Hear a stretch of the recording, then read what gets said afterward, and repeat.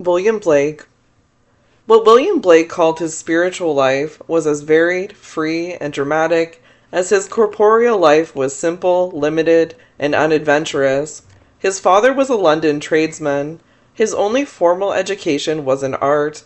At the age of 10, he entered a drawing school, and later he studied for a time at the School of the Royal Academy of Arts. At 14, he entered an apprenticeship for 7 years to a well-known engraver, James Bezier, and began reading widely in his free time and trying his hand at poetry. At 24, he married Catherine Boucher, daughter of a market gardener. She was then illiterate, but Blake taught her to read and to help him in his engraving and printing. In the early and somewhat sentimentalized biographies, Catherine is represented as an ideal wife for an unorthodox and impecunious genius.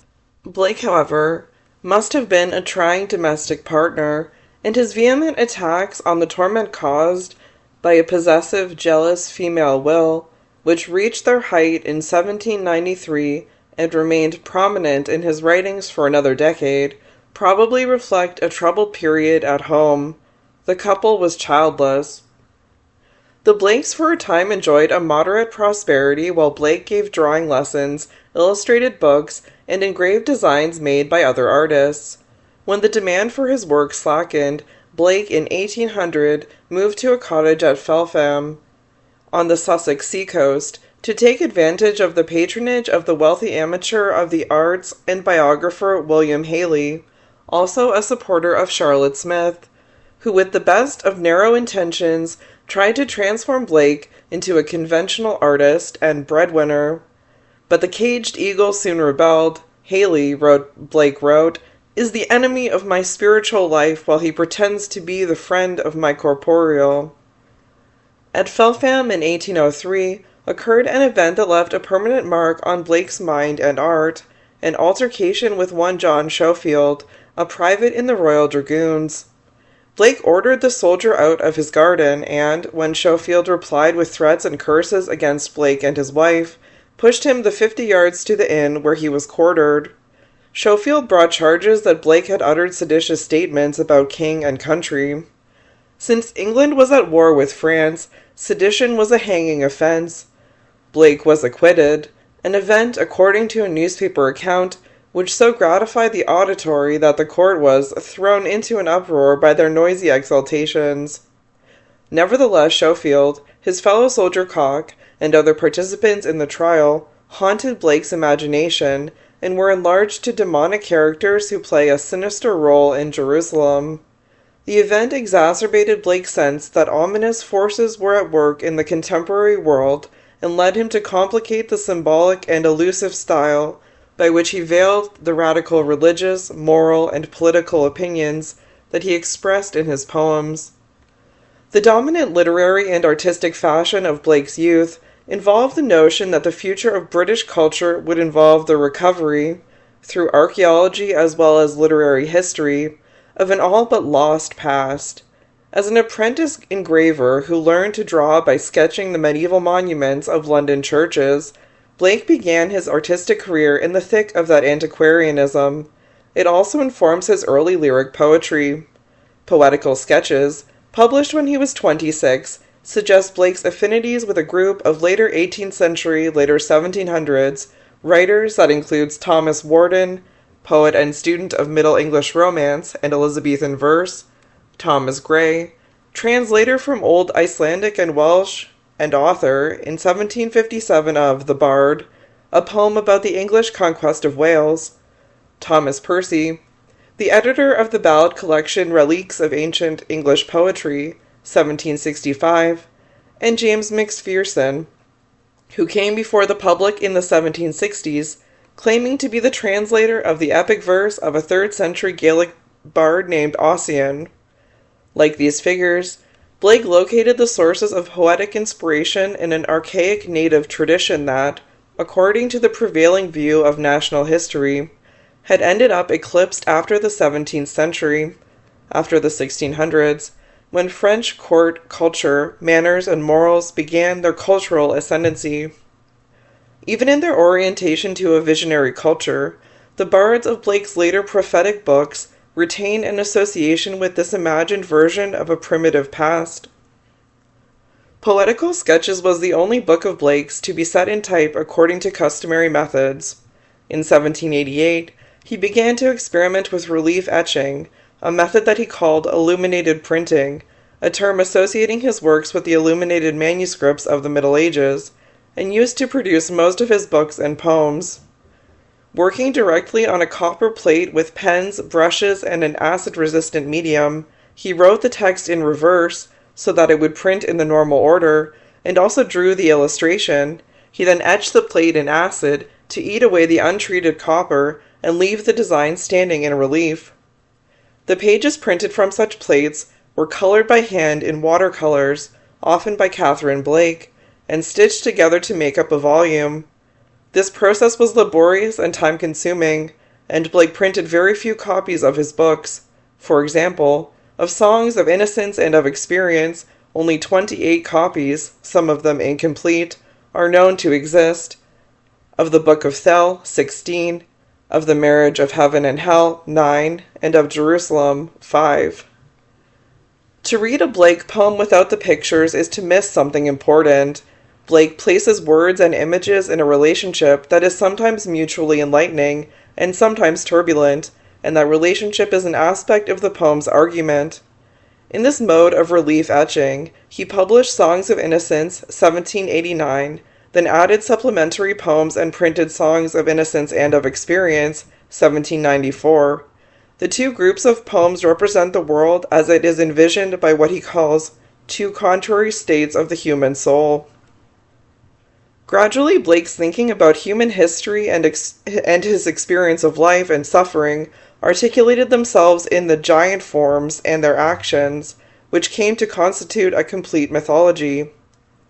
As Blake's mythical character Lowe said, speaking for all imaginative artists, "I must create a system or be enslaved by another man's." This coherent but constantly altering and enlarging system composed the subject matter first of Blake's Minor Prophecies, completed by 1795, and then of the major prophetic books on which he continued working until about 1820, the Four Zoas, Milton, and Jerusalem. In his 60s, Blake gave up poetry to devote himself to pictorial art.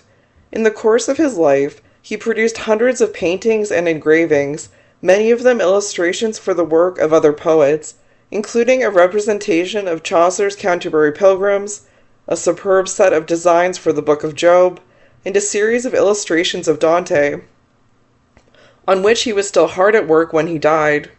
At the time of his death, Blake was little known as an artist and almost entirely unknown as a poet. In the mid-19th century, he acquired a group of admirers among the Pre-Raphaelites who regarded him as a precursor. Since the mid-1920s, Blake has finally come into his own, both in poetry and in painting, as one of the most dedicated, intellectually challenging, and astonishingly original artists.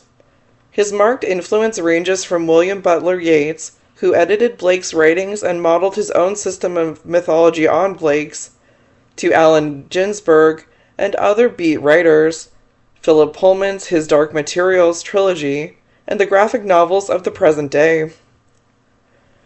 The explication of Blake's cryptic prophetic books has been the preoccupation of many scholars.